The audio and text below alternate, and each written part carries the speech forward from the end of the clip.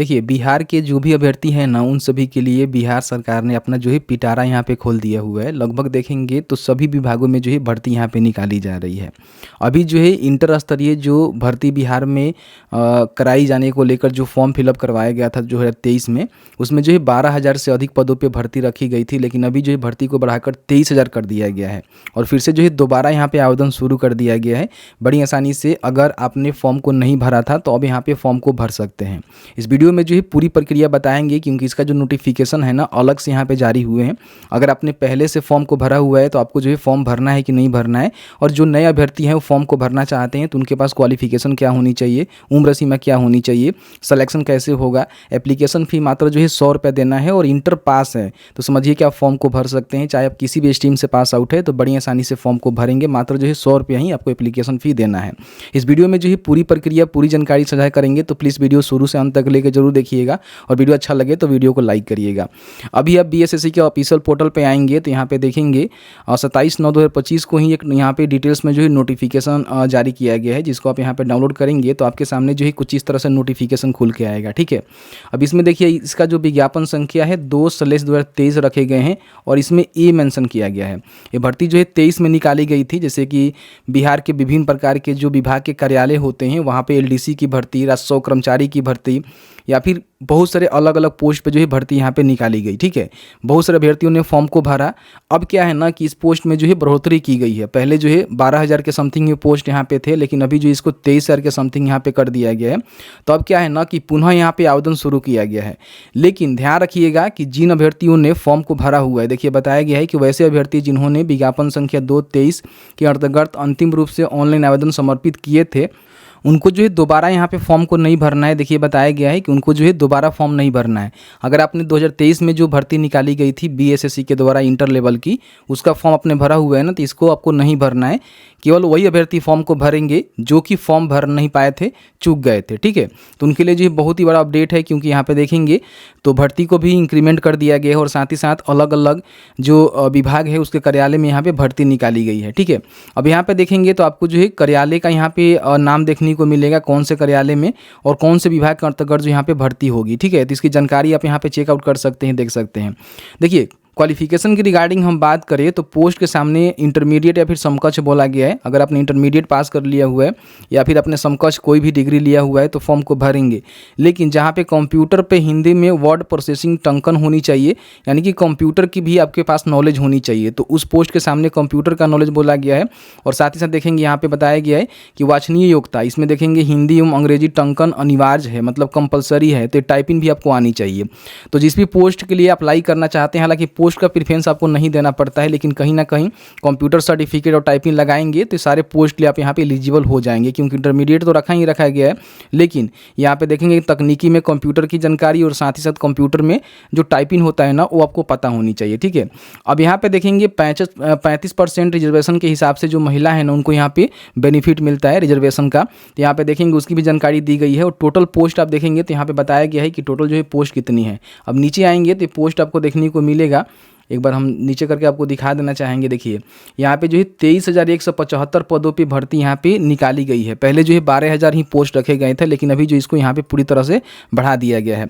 अगर आपने पूर्व में फॉर्म को भरा हुआ है तो समझिए कि इसी में आपका जो है फॉर्म फिलअप हो चुका है और इसी भर्ती जो निकाली गई है ना उस पर आपकी बहाली होगी। जब एग्जाम होगा तो एक साथ में ही सभी का एग्जाम होगा। ठीक है, इसमें से देखेंगे 73 से 94 जो पोस्ट है ना वो महिलाओं के लिए रखे गए हैं और 470 जो पोस्ट है ना स्वतंत्रता सेनानी के जो नाती पोते हैं ना उनके लिए रखे गए हैं। ठीक है, तो लगभग जो है 23,175 पोस्ट यहाँ पे बढ़ा के कर दिया गया है। अगर आपने फॉर्म को नहीं भरा था तो यहाँ पे फॉर्म को भरिएगा। जिन्होंने फॉर्म को भर लिया हुआ है उनको कुछ भी करने की आवश्यकता नहीं है। समझिए कि इसी नोटिफिकेशन के आधार पे उन लोग का जो है एग्जाम वगैरह होगा, साथ में ही सब लोग का एग्जाम यहाँ पे लिए जाएंगे। अब देखिए कम से कम जो शैक्षणिक योग्यता है तो बताया गया है कि आवेदन करने की अंतिम तिथि तक अगर आपने इंटरमीडिएट पास कर लिया हुआ है चाहे किसी भी स्ट्रीम से, तो आप यहाँ पे फॉर्म को भर सकते हैं। ठीक है, बाकी तकनीकी वाचनीय योग्यता भी आपके पास होनी चाहिए। देख लीजिएगा जो पोस्ट के सामने मेंशन किया गया है, टाइपिंग या फिर कंप्यूटर की नॉलेज वो आपके पास होनी चाहिए, ठीक है। तो बड़ी आसानी से आप यहाँ पे फॉर्म को भर सकते हैं। हालांकि ये भर्ती जो है घट भी सकती है, बढ़ भी सकती है, आप ध्यान रखिएगा, क्योंकि अभी देखेंगे तो इसमें रोस्टर क्लियरेंस पूरी तरह से नहीं हुआ है। धीरे धीरे जो पोस्ट बढ़ेंगे ही, क्योंकि 12,000 से देखेंगे तो 23,000 पोस्ट हो गया, तो आगे भी बढ़ सकते हैं। बाकी नीचे आएंगे तो जो भी कैटेगरी से आते हैं उसके हिसाब से अपना जो डॉक्यूमेंट है वो रेडी करना होगा। SC ST हैं तो जाति प्रमाण पत्र निवास बनाएंगे, BC BC हैं तो बिहार से बना एनसीएल बनाएंगे और अपना निवास बनाएंगे, EWS हैं तो EWS प्रमाण पत्र और अपना एनसीएल बनाएंगे, और कोई जनरल कैटेगरी से है तो अपना जो निवास है वो बनाकर रखेगा, ठीक है। बड़ी आसानी से फॉर्म को भर सकते हैं। अब नीचे आएंगे तो यहाँ पे सभी इसकी जानकारी बताई गई है कि उम्र सीमा क्या रहनी चाहिए। देखिए 1 अगस्त 2025 को यहाँ पे बोला गया है कि आपका जो उम्र है ना वो काउंटिंग की जाएगी, जो कि कम से कम 18 वर्ष यहाँ पे होनी चाहिए। बाकी अपर एज की हम बात करें तो अगर आप मान लीजिए आरक्षित के पुरुष हैं तो 37, महिला हैं तो 40, पिछड़ा वर्ग के पुरुष महिला के लिए 40, और जो भी SC ST के पुरुष महिला हैं उनके लिए यहाँ पे 42 वर्ष रहेगा। तो बड़ी आसानी से फॉर्म को भर सकते हैं।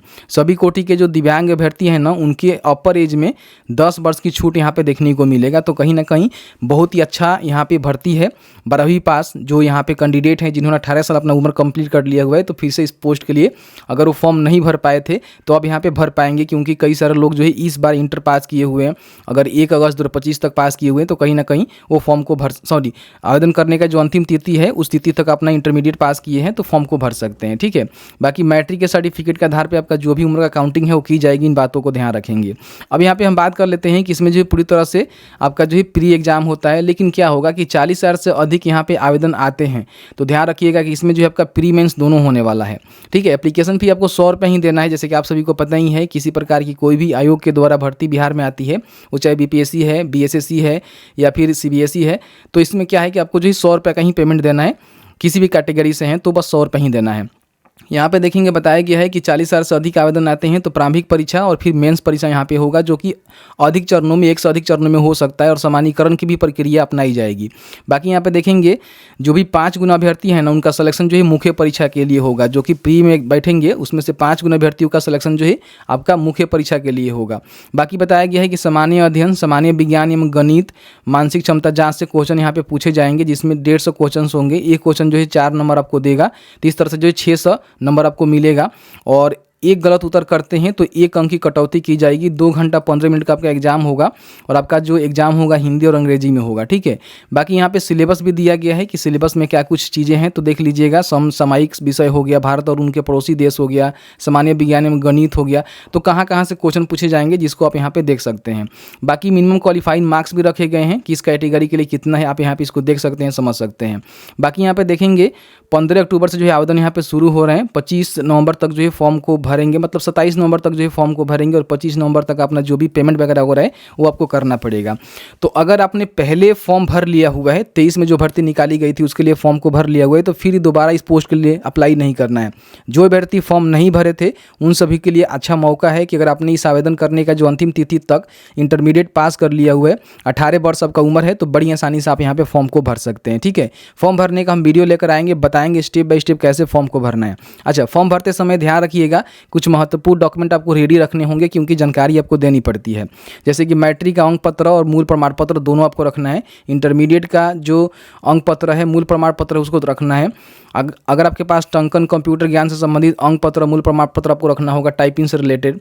अगर आपके मान लीजिए कंप्यूटर का किसी प्रकार की नॉलेज है, DCA तो उसका जो भी सर्टिफिकेट है आपको रखना है। जाति प्रमाण पत्र, क्रिमिनल प्रमाण पत्र, अगर आप BC BC हैं, SC ST हैं तो जाति बनाएंगे, और कोई EWS है तो अपना EWS बनाएगा, ठीक है। बाकी स्वतंत्रता सेनानी के पोता पोती नातनी का जो प्रमाण पत्र है, अगर आप उस प्रकार के अभ्यर्थी हैं तो देंगे। अगर कोई दिव्यांग है तो उसका संबंधित प्रमाण पत्र देगा। और बाकी आप किसी प्रकार की कोई भी रिजर्वेशन का बेनिफिट लेना चाहते हैं तो उसका आपको प्रमाण पत्र यहाँ पे देना पड़ेगा। तो ये सारे डॉक्यूमेंट जो आपको रेडी रखने हैं, फोटो सिग्नेचर लगेंगे, और बड़ी आसानी से आप फॉर्म को फिल आउट कर सकते हैं। फॉर्म भरने के लिए हम वीडियो लेकर आएंगे, बताएंगे कैसे फॉर्म को भरना है। देखेंगे बिहार के जितने भी विभाग हैं उनके कार्यालय में भर्ती निकाली गई है। यहाँ पे देखेंगे, देखिए जल संसाधन हो गया, ठीक है, सामान्य प्रशासन विभाग हो गया, लघु जल संसाधन हो गया, श्रम संसाधन विभाग हो गया, शिक्षा विभाग हो गया, अल्पसंख्यक कल्याण विभाग हो गया, ग्रामीण विकास विभाग हो गया। मतलब जितने भी बिहार में 45 से लेकर 44 ऐसे विभाग है जिनके जो कार्यालय हैं जो कि जिला स्तर पे हैं, मुख्यालय स्तर पे हैं, वहाँ पे ये भर्ती कराई जाएगी। जिसमें देखेंगे तो सबसे ज़्यादा जो है एलडीसी का पोस्ट है, ठीक है, इसमें आप चेक करेंगे। देखिए सबसे ज़्यादा जो है निम्न वर्गीय लिपिक का ही पोस्ट आपको देखने को मिलेगा, ठीक है। इस तरह से आप चेक करेंगे तो आपको देखने को मिलेगा। और यहाँ पे देखिए पशुधन सहायक का भी पोस्ट यहाँ पे रखा गया है। यहाँ पे देखिए सहायक का पोस्ट है। फिर नीचे आएंगे तो यहाँ पे सब एलडीसी का ही पोस्ट आपको देखने को मिलेगा, ठीक है। नीचे आएंगे तो सारे पोस्ट एलडीसी का रहने वाले हैं। तो इस तरह से आप देख सकते हैं कि कौन से पोस्ट पे जो है कितनी भर्ती निकाली गई है। सभी पोस्ट के लिए केवल इंटरमीडिएट पास है और कंप्यूटर की कहीं ना कहीं नॉलेज है, तो आप यहाँ पे फॉर्म को भर सकते हैं। तो इस तरह से मैंने जो है पूरी प्रक्रिया बताया। बाकी इसकी पूरी जानकारी जो है शिक्षा बिंदु पे आपको देखने को मिलेगा। तो शिक्षा बिंदु पे आकर यहाँ पे लेटेस्ट जॉब्स में बहुत ही जल्द आपको देखने को मिल जाएगा, जिसके माध्यम से सभी जानकारी को देख सकते हैं। और देखने के बाद बड़ी आसानी से आप यहाँ से 15 अक्टूबर से इसका आवेदन जो है शुरू होगा, तो अप्लाई कर सकते हैं।